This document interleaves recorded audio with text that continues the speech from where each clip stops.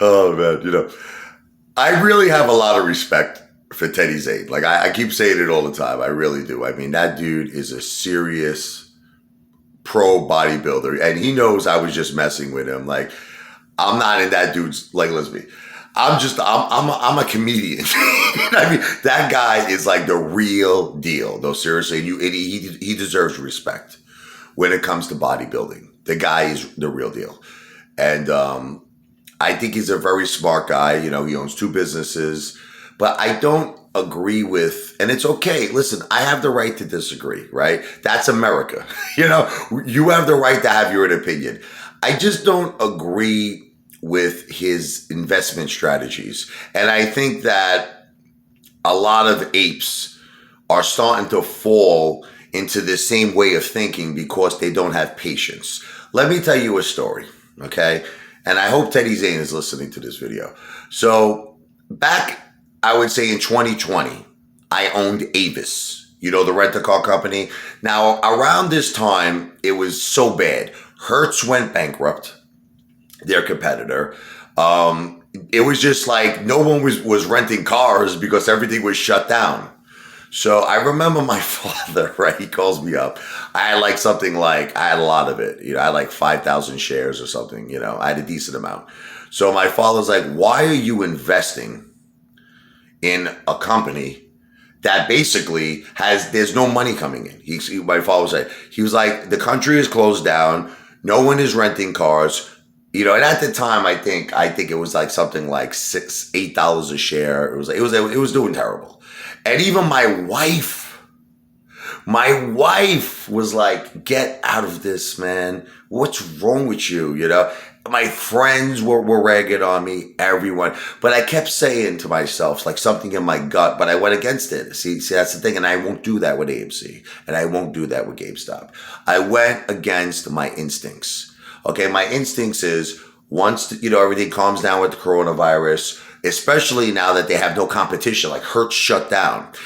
They just secured like a $400 million loan. This is Avis I'm talking about. That's going to keep them rolling in business.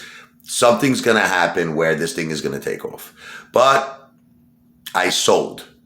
And I think like Teddy made money.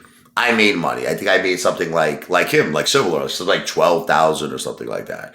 So let's talk about the future history of Avis. Okay.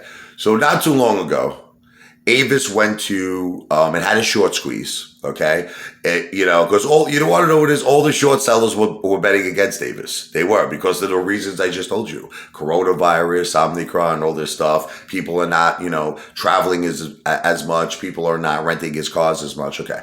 Well, Avis went to, I think, over $500 a share. Okay. Something like around that level. Holy cow. If I would have held my shares that I had, it's like 5,000 shares, 2.5 million I would have made. 2.5 million. So Teddy, it's the same concept with Tesla. Okay, I'm not going to get into my father's personal business. He made a lot of money on Tesla. He made a lot of money. He bought Tesla back in 2020 when it was like $450. He just held it all the way until, he unfortunately passed away, and it went into our my children's trust.